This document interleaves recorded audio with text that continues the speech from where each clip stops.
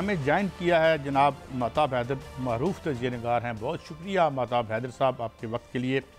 हजूर इसी पे आते हैं कि कोई सिचुएशन अभी क्लियर होती नज़र नहीं आ रही, और वो आज हमारे पास खबर ये आई है कि 435 अरब रुपए से ज़ायद कैपेसिटी पेमेंट बजाय इसके कि उसमें कमी आती और दे रहे हैं। क्या आप देखते हैं ये कितना सस्टेनेबल है?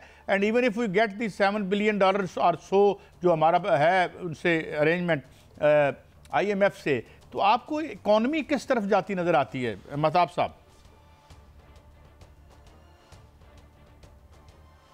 देखें, इकनॉमिक फ्रंट पे एक डेवलपमेंट हुई है और वो ये है कि 25 सितंबर को IMF के एग्जीक्यूटिव बोर्ड की मीटिंग जो है उसमें पाकिस्तान का केस कंसिडर हो रहा है, जिसमें एक्सटेंडेड फंड फैसिलिटी के $7 बिलियन कंसिडर होंगे। और उम्मीद है कि उस मीटिंग के दौरान ये पैकेज जो है वो पाकिस्तान के लिए जो 37 मंथ्स का है ये अप्रूव हो जाएगा।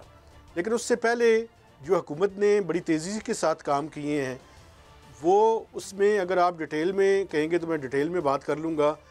एक स्टैंडर्ड चार्टर्ड बैंक का लोन जो है जो कि $600 मिलियन हैं और जो पाकिस्तान की हिस्ट्री का हाईएस्ट एवर रेट है, उस पे हुकूमत ने उसको साइन कर लिया। और मैं आपको ये भी बताऊं कि ये एक ऐसे वक्त में किया जा रहा है कि जब इंटरनेशनली आप ये देखें तो एक जो डिस्काउंट रेट या पॉलिसी रेट है वो डिक्लाइन का जो है वो शिकार है। पाकिस्तान में भी आपने देखा कि 200 बेसिस पॉइंट्स जो हैं वो स्टेट बैंक ऑफ पाकिस्तान ने कम किए हैं, लेकिन जो फेड रिज़र्व्स है उसका भी तवक्को है कि वो अपने जो है वो डाउनवर्ड ट्रेंड की तरफ जाएंगे।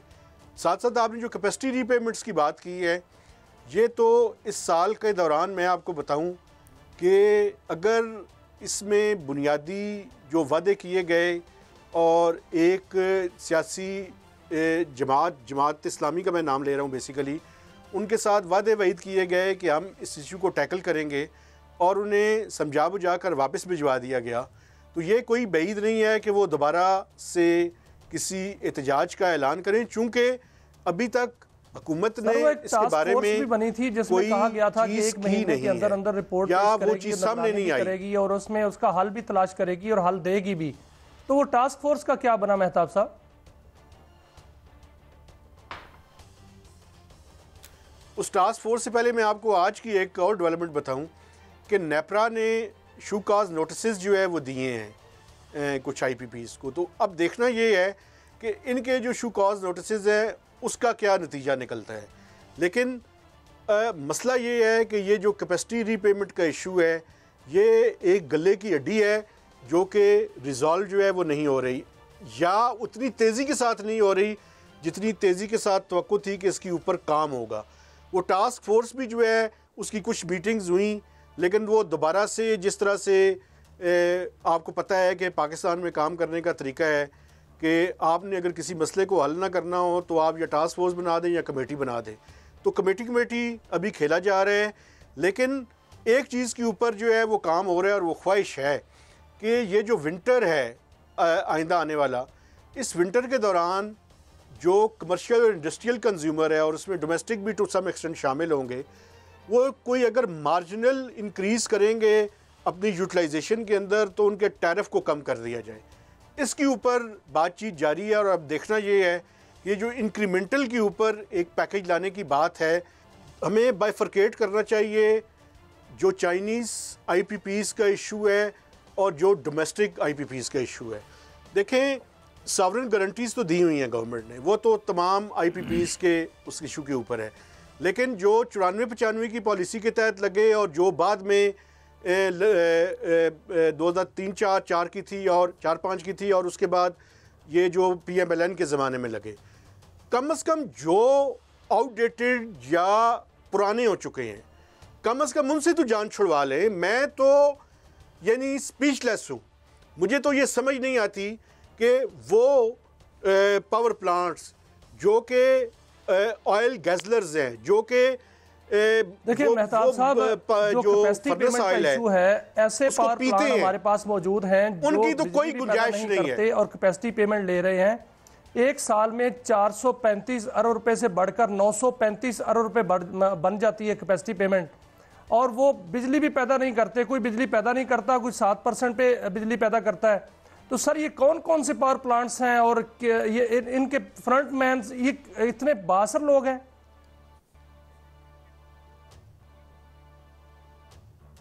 ऑफ कोर्स इसमें कोई शक नहीं है कि ये बासर लोग हैं, और ये ऐसे लोग हैं कि जो बिज़नेस इस बुनियाद पे करना चाहते हैं कि वो बिज़नेस करेंगे जहाँ पे सॉवरेन गारंटी है कि उनके प्रॉफिट्स भी होंगे, और उसके साथ साथ चाहे वो बिजली पैदा करें या ना करें, उनको कैपेसिटी रीपेमेंट्स की मद में अरबों रुपए और हर साल उनमें इजाफा होता है। मसलन आप अगर ओवरऑल देखें कर रहे हैं ना, पिछले साल जो है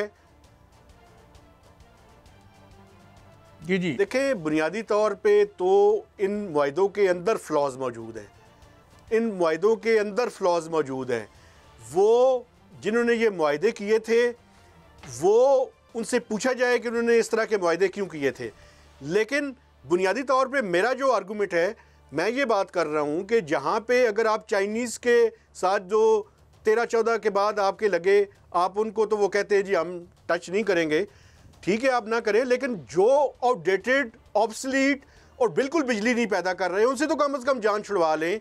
और मैं आपको ये बताऊँ, उनकी तादाद भी अगर टोटल 90 से 100 के दरमियान ये टोटल हैं तो 23-24 वो भी बनते हैं, कम से कम उनसे तो जान छुड़ा लें। मैं जो बात करना चाहता हूँ मुझे वो कहने दें, और वो बात ये है कि देखिए कुछ चीज़ें सिंबॉलिकली बड़ी इंपॉर्टेंट होती हैं। एक पावर प्लांट जो है वो प्राइम मिनिस्टर के फर्जंद अर्जमंद का है। अगर वो काफ़ी सालों से कैपेसिटी रीपेमेंट ले रहे हैं, वो छोटा सा पावर प्लांट है, आपको कम से कम उसकी किसी की अप्रूवल की तो ज़रूरत नहीं है, आप कम से कम उसको ही बंद कर दें यार, ताकि लोगों को ये मैसेज जाए कि आप इस इशू के बारे में सीरियस हैं। अभी तो ये मैसेज जा रहा है कि आप इस इशू के बारे में बिल्कुल सीरियस नहीं है। लेकिन वो महताब हैदर साहब कहते हैं ना, वो तो ऐसा नहीं होगा, ना वो करना चाह रहे हैं। लेकिन सर ये फरमाइएगा कि IMF के साथ जो किन शराइत पर जो है वो अब मुआहिदा हो रहा है, क्योंकि आपने देखा कि 28 अगस्त को होना था, अब तक मुआहिदा जो है वो नहीं हो पाया, 25 को अब एजेंडे पर है। कौन कौन सी शराइत जो है मजीद हमने मानी है कि IMF माना है?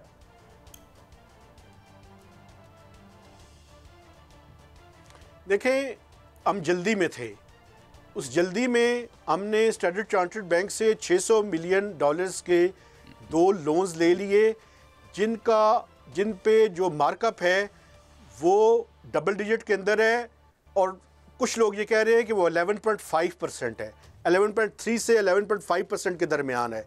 ये पाकिस्तान की हिस्ट्री का हाईएस्ट एवर है कि अगर हमने किसी कमर्शियल बैंक से साहब ये जो 11.5% या 11% ले रहे हैं, 11% पे शायद है ये हमने जो लिया है स्टैंडर्ड चार्टर्ड से, तो वहाँ प्राइवेट कंपनियां जो इंडिया में हैं, अंबानी 11.3 से 11.5% के दरमियान है। तो ये अंबानी वगैरह को 2.3 पे कैसे लोन मिल जाता है?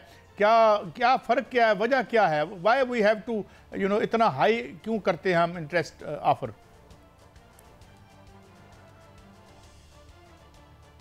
देखें, बुनियादी तौर पे इसके अंदर मुतअद्दिद फैक्टर्स होते हैं। एक कंट्री का रिस्क जो है वो उसके अंदर इन्वॉल्व है, इसके अंदर क्रेडिट रेटिंग इन्वॉल्व है, पॉलिटिकल इंस्टेबिलिटी का रिस्क इन्वॉल्व है।